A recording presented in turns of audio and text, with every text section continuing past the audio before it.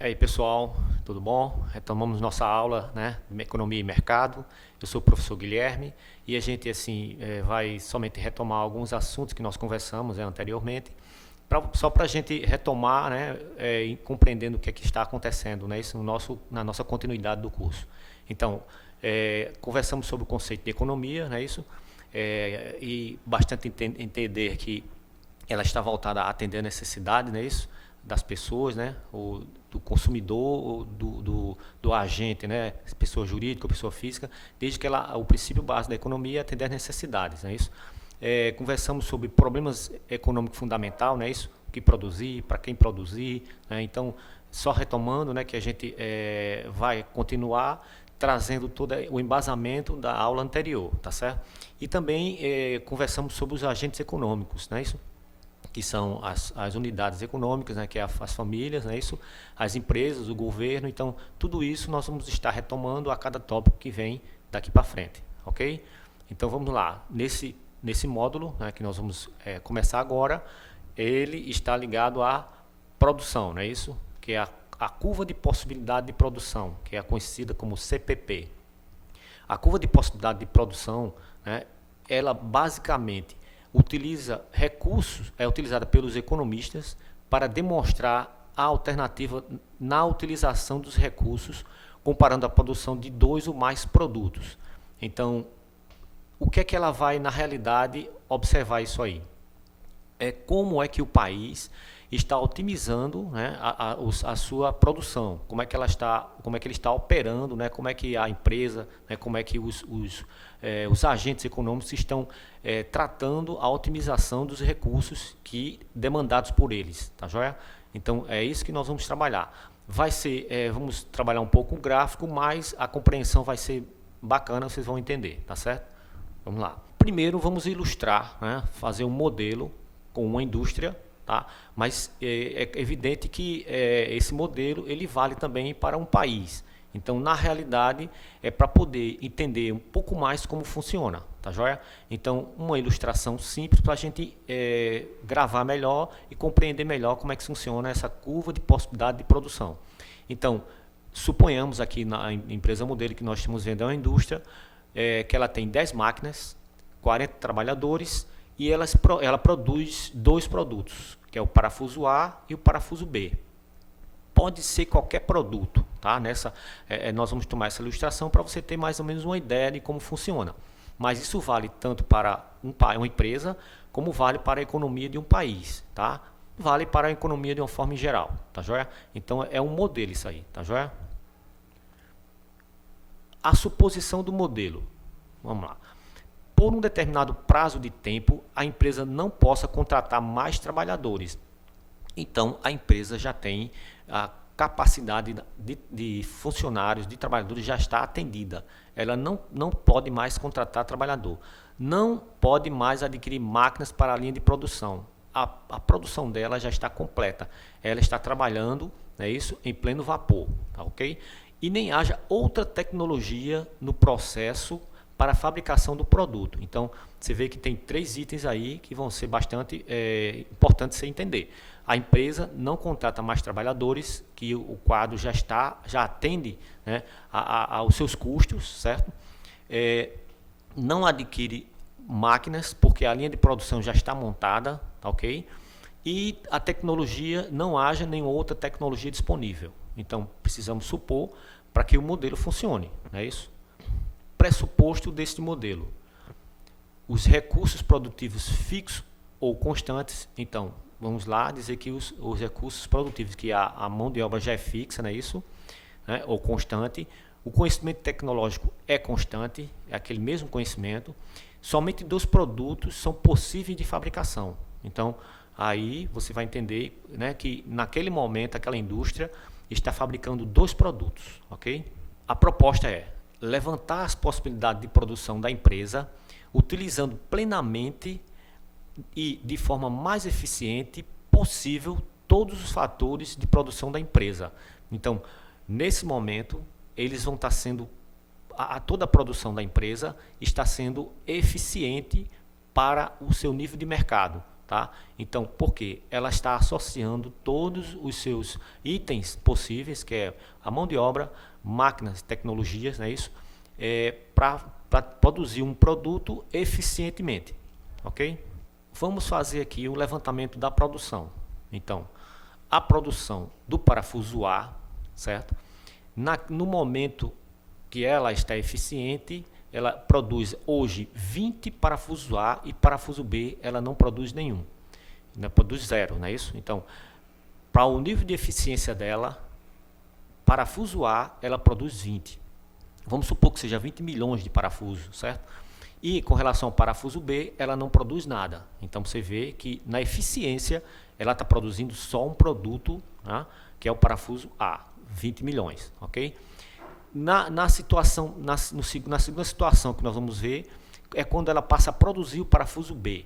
Então, quando ela produz um parafuso B, ela produz 18 parafuso A. Então, ela já está começando a variar a produção. Tá? À medida que ela vai variando, a gente vai percebendo que um parafuso vai deixando de ser fabricado menos do que o outro, não é isso? Observando o nível de eficiência inicial que nós conversamos, que lá em cima, no primeiro ponto, ela está no parafuso A produzindo 20 parafusos. Na terceira situação, ela vai produzir 2 parafusos, não é isso? Vamos supor que seja 2 milhões, e no parafuso A, a produção vai cair para 15 milhões de parafusos. Então, para você ver que há um declínio na produção de parafuso A, não é isso? Na terceira situação, né, a decisão dela foi produzir 3 milhões de parafusos B, não é isso? 3 milhões de parafuso B, enquanto que o parafuso A decaiu para 11 milhões de parafusos. Então, você está vendo que à medida que ela aumenta a fabricação de um produto, ela vai deixando de se especializar no outro produto, não é isso? Continuando a situação, nós temos que ela produziu no parafuso A 4 milhões de parafuso B e 6 milhões de parafuso A.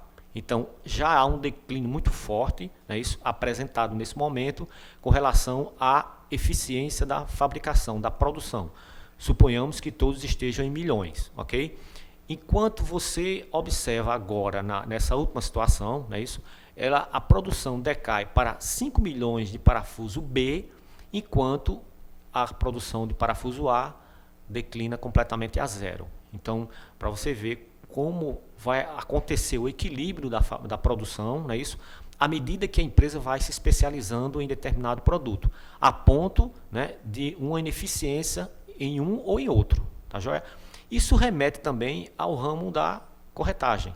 Por exemplo, uma imobiliária que especializa em um produto mais do que o outro, não é isso? Ou ambos os produtos, não é isso?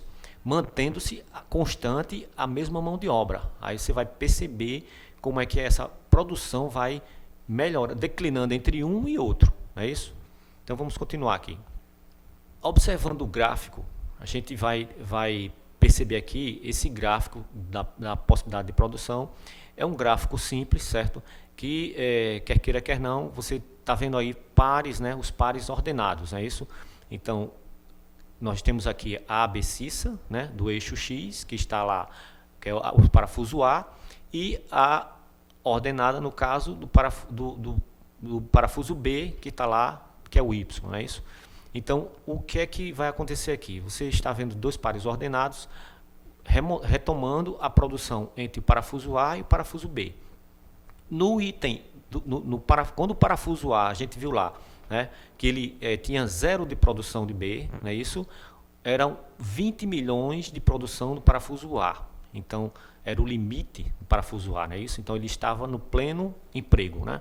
Então, quando nós vamos modificar ali, né, para os pares ordenados de 18 e 1, vamos ver que à medida que, né, vai diminuindo a produção de A, não é isso? Vai acrescentando uma produção no parafuso B, né? Uma produção a mais, não é isso? Então, é o que vai acontecer. Esse declínio aí, você está vendo esse gráfico da possibilidade de produção, da curva de possibilidade de produção, ela, nesses pontos que estão aparecendo lá, entre 6 e 4, 11 e 3, 15 e 2, 18 e 1, são os pontos de eficiência da produção desta empresa, certo? Ou seja, ela pode se especializar ou na produção de parafuso A ou na produção de parafuso B, contanto que ela saiba, né, onde é que vai haver a maior eficiência de produção, não é isso? Na hora de decidir, tá ok? Então, quando ela decide produzir mais parafuso A, acaba sendo mais produtivo, não é isso? Sabendo que todos os indivíduos ali, matéria-prima, né, isso, a mão de obra, né, as terras, né, isso, tudo eles estão constantes. Então, não mudou nada. Na prática dessa constância é que vai ocorrer a eficiência. Então, o que é que eu vou produzir a mais? Ou vou produzir uma coisa ou outra. No caso dessa indústria, ela decide produzir na produção de parafuso A pela eficiência. É onde ela vai ter mais eficiência, certo? Agora, aí a gente vem no questionamento, né? Professor, e se a indústria produzir dentro da curva de possibilidade de produção, o que é que vai acontecer? Vai ser eficiente para ela? Não vai, não vai. Vamos supor que lá você vê aí o ponto A, o ponto 6, né, do eixo X, né, que é o A, que é a produção A, né, o ponto 6, ele vai, vamos supor que ele vá se encontrar com o ponto 2 ali, né, isso, que é a produção de B. Então ele fica dentro, né, isso, da curva de possibilidade de produção. Marcando ali, ela fica, você percebe que não há um encontro na curva de possibilidade de produção. A empresa vai estar com mão de obra ociosa, com máquinas ociosas, né, isso, ou com terra ociosas, né, ou com pessoas que não estão produzindo o que podia produzir, porque produzindo 6 milhões e 2 milhões, 6 milhões em A e 2 milhões em B. Então, aquela localidade ali vai ser ineficiente para a empresa. Mas, professor, e se a empresa decidisse produzir mais, ultrapassando a curva de possibilidade de produção, haveria isso aí, essa condição para ela? Não, não haverá. Por quê? Porque nós, como falamos desde o começo, a mão de obra já está no limite, não é isso? Porque se nós ultrapassarmos aquela curva, vamos precisar de mais mão de obra, né, de mais máquinas, então algo mais vai ter que ser necessário para a empresa produzir, chegar naquele ponto, não é isso?